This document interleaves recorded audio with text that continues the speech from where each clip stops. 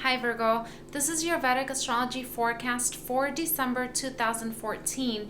And just a quick reminder, Vedic Astrology uses the moon sign as a reference point for transits as opposed to the sun sign that Western astrology uses as a reference point. So if you're not sure where your moon is placed in Vedic Astrology, you can visit my website, and there you can generate your free Vedic birth chart and find out the placement of your moon and even your ascendant if you want to go a little bit further with the forecasts, and then follow along with my Vedic astrology. Now, the Sun and Mercury are going to be transiting your third house of Scorpio. Mercury is going to be here until about December 12th or 13th, and the Sun is going to be there until the 15th of the month. Now, the Sun's going to be transiting the nakshatra of Jesta. And Jesta, the meaning of that nakshatra is the elder. And the Shakti is the power to rise, the power to conquer, and the power to overcome. So the nakshatra of Jesta has qualities of authority and leadership attached to it, and the Sun also has these qualities as its natural significations. But in your case, the Sun rules the 12th house, and the 12th house can sometimes bring certain challenges to areas which it is transiting. So in this case, it's transiting your third house, and Saturn is already, in your third house at this time since the 2nd of November. And then Mercury, which is your Lord, he rules Virgo, he's transiting there as well during this first half of the month. So, and Mercury represents communications as a general signification. So with Mercury being there with the Sun and with Saturn, there may be certain challenges in communication, or there may be certain obstacles in the way you communicate. Maybe you may find yourself in some challenging situations in which you're not sure how you should communicate, because Saturn may bring this hesitation into those communications. But then Sun being in the nakshatra of Jesta may bring sometimes a certain impulsiveness, and may inspire you to communicate a little bit too aggressively, but then it might not come out the right way. Like, people might perceive that as maybe a little bit too egotistical, where you weren't trying to sound that way. You were just maybe trying to express your opinion because you're passionate about it, but then people might have perceived it the wrong way. So this is the kind of situation that could present itself with the 12th Lord transiting your third house, which is the house of courage, of communication. And being the house of courage, you might waver back and forth between having too much courage and then having lack of courage, because the too much courage, of course, is also because Sun is transiting Jesta. So Jesta gives that desire to conquer, to rise to the top, to overcome all obstacles. And so that courage, Sun will be energizing that nakshatra and activating it. But then since the Sun rules the 12th house, there may be some negative way in which it expresses itself, with Saturn being there as well. And Saturn rules the 6th house in your case. There may be some competition that comes to the surface as a result of communication. So just keep that in mind the first half of the month. There may be some challenges when it comes to communications. Now, on the 15th of December, the Sun and Mercury are going to be transiting your 4th house of Sagittarius, and the Sun is going to be in the nakshatra of Mula. Now, the meaning of this nakshatra is the root, and the Shakti is the power to destroy. So with Sun transiting this nakshatra, there are certain qualities that this nakshatra represents. And this nakshatra has certain similarities to the 8th house. because the root is an underground thing. And so the nakshatra of Mula has certain qualities that have to do with transformation, with death and rebirth, with sometimes it has to do also with obstacles and disappointments. But it also has to do with healing. Ketu rules this nakshatra, so there's an element of healing, of getting to the root of the matter. This is also a good nakshatra for conducting research and for getting deep into the psychology of things, deep into the philosophical ideas, but getting to the root of the matter of those ideas.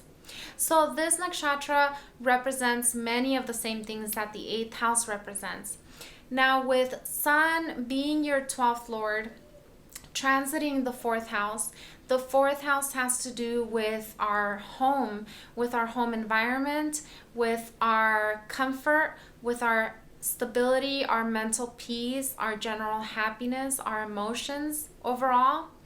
Now, with Sun transiting the 4th house in the nakshatra of Mula, one of the things that could take place is literally uprooting, things in your backyard or in your front yard. So literally it could have to do with gardening and uprooting, transforming your garden, getting rid of weeds, doing that kind of work. So literally it could signify that, because the 12th house, which is ruled by the Sun in your case, also has to do with letting go, with detachment, and with knowing how to get rid of things. That's why it rules expenses, spending your money or letting go of things. So what this could represent is, like I said, uprooting things in your home, or even doing things in your home where you're transforming it and you're rooting out things that you don't need anymore and donating them and getting rid of them. So that's one indication of Sun transiting your 4th house. Now, because this nakshatra of Mula has qualities that are similar to the 8th house, one of these is, going through an emotional transformation. That's one of the things that could be present during this transit of the Sun. There could be an emotional transformation going on. There could also be a certain disappointment, something that happens that makes you think about the root of the matter, or something that makes you look deeper as to something you didn't realize before. And then, with the Sun transiting, the sign is going to be lighting up this house. So the Sun's going to be lighting up the qualities of this nakshatra, lighting up things that get you to the root of the matter. In this case, since the 4th house happens to be Sagittarius for you, and Mula happens to be in your 4th house, there may be something that gets uprooted, or something that may cause you a certain disappointment or a certain setback, because the 12th house, because Sun rules the 12th house and he's transiting this house. So there's a connection here happening between the 12th house and Mula. So that's a little bit of strong energy for it to be happening in the house, the 4th house, that represents emotional happiness and peace of mind and things like that. So that might be taking place. And also because Mercury, who rules your 1st house, is going to be transiting this same position along with the Sun. So you're going to be feeling this at an even, deeper level in a way. But Venus is also going to be there along with the Sun and with Mercury. So Venus rules your 2nd house and your 9th house. And ruling your 9th house, Venus is actually going to be bringing beneficial energy to your 4th house. So even though there might be an initial disappointment, an initial setback, emotionally speaking, Venus is going to protect your house, the fourth house. Venus is going to be protecting this area of your life, because Venus not only rules a positive house, an auspicious house, which is the ninth house, but Venus is a natural benefic. Venus signifies comforts, and Venus actually gets directional strength, the Digbala, in the fourth house.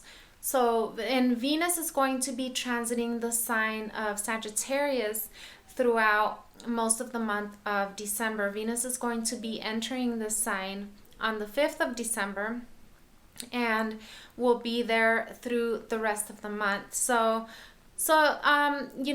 Venus will give you that stability. Venus will bring a level of happiness, especially if you become involved with higher thinking, higher knowledge, spiritual thinking, reading about spiritual things, or just focusing on that area of life. And then that's going to bring a certain level of peace and even general happiness, stability, and peace of mind, etc. Now, the first half of the month, Venus is going to be in the nakshatra of Mula until the 16th of the month. And during this time, there's going to be a deep search within your emotional self and, searching within yourself. Then after the 16th of the month, at the same time that Sun and Mercury enter this nakshatra in the fourth house, then Venus is simultaneously going to be entering the next nakshatra in the same sign of Sagittarius. It's going to be entering the nakshatra of Purvashada. And the meaning of this nakshatra is the former undefeated, and the Shakti is the power to invigorate and energize. So at the same time that Sun and Mercury will be transiting Mula in your fourth house, and maybe there might be a disappointment here or there, but Venus will be simultaneously offsetting this by invigorating your emotions and bringing a certain level of positive energy, because like I said, Venus rules your ninth house. Now, another thing that is signified by Purvashada is a winnowing basket. It is symbolized by a winnowing basket, which generally could mean separating the wheat from the chaff. So what this indicates is being able to distinguish between right or wrong, between negative and positive, between desirable and undesirable. So these are the qualities that this nakshatra can represent, especially when it is being transited by a good planet. In this case, Venus is transiting your nakshatra. So this is going to give you that ability to discriminate, to be able to judge things correctly. Sun transiting Mula and bringing out these emotions that are deeply rooted, bringing them out to the surface, is going to definitely give you some sort of introspection, and it's going to have you thinking about life, about the inner thing, the inner reality, deeper, thinking a lot deeper about life, because the 12th house signifies the unconscious, the subconscious mind, and it signifies our dreams as well. So this may also be a time with Sun transiting Mula the first half of the month. This may be a time in which, the second half of the month, in which you might have certain dreams that come to the surface, dreams that are uprooted as a result of this transit. And so these dreams might, be disturbing in a way, or they might bring things to your consciousness that you were neglecting or that you were just consciously ignoring, but with this transit you can't really ignore them anymore. But at the same time, Venus is going to be transiting Purvashada. So what this tells me is that you're going to have the discriminating intellect to understand the reason for why all this is happening. Venus is going to give you the ability to judge, okay, why are these emotions happening to me, and what should I do about them? So the ability to judge correctly, the ability to discriminate, to separate the wheat from the chaff, to distinguish, right from wrong, that's going to give you the awareness of making the right choices. So yes, there might be something that surfaces that might cause a little bit of a disappointment, but you'll be able to understand the reason for it, and as a result you'll be wiser for it, and you'll be able to move forward, make the right choices that will ultimately bring happiness to you. Now, Mars is going to be transiting your 5th house, Capricorn, and Mars is going to be exalted. He's going to be in the sign of Capricorn for the month of December. And Mars, since we're talking about, communications, Mars rules your 3rd house. So being exalted in the 5th house will greatly benefit your communications. We're talking about how Sun and Mercury, may bring a certain hesitation maybe, or a certain miscommunication, and of course that will be taking place, but Mars will still be strong, the Lord of the communications in your case. Mars is going to be strong. Mars is going to be powerful in this position, aspected by Jupiter. And Mars also rules your 8th house. So Mars is going to bring a level of awareness to your intelligence, because the 5th house has to do with our intelligence, it has to do with learning, with creativity, with it also has to do, with finances to a certain extent, such as taking risks in speculation. Now, because Mars is ruling the 3rd house and the 8th house, I wouldn't suggest taking risks in gambling or speculation during this month, because even though Mars is exalted, he's still going to bring his 8th house and 3rd house influence, the 8th house being sudden and unexpected events. So it might not necessarily work out. I mean, it could, there's potential, but I wouldn't risk it with the 8th Lord Mars transiting this house. Now, that being said, this is going to be an excellent position for 8th house matters, such as seeking occult knowledge. One of those could be astrology, learning new subjects, alternative subjects that bring, that give you wisdom. One of those is also the Kabbalah, learning subjects that get deeper than what, society is used to. And so during the month of December, you might actually start researching more things, because the 8th house has to do with research. So the 8th house is going to be very, very positively influenced through this transit of Mars transiting the 5th house, because the 8th Lord Mars is going to be getting this wonderful energy from its exalted position and aspected by Jupiter. So definitely researching, learning alternative subjects, getting to, reading about psychology, reading about philosophy. Philosophy is more 9th house, but psychology is an 8th house, also an 8th house subject. So reading subjects that will get you thinking, that will get you learning new things, and that's also going to give you a spiritual boost, because the 5th house also has to do with, learning spiritual techniques and learning mantras, etc. So this transit of Mars in the 5th can, it'll be good for some things, and financially I wouldn't suggest gambling, like I said, but it will be good for 8th house matters. It will, in terms of communication, it will, it will keep things balanced, but there may still be that factor with the Sun and Saturn transiting. Well, Virgo, this was your Vedic Astrology forecast for December 2014.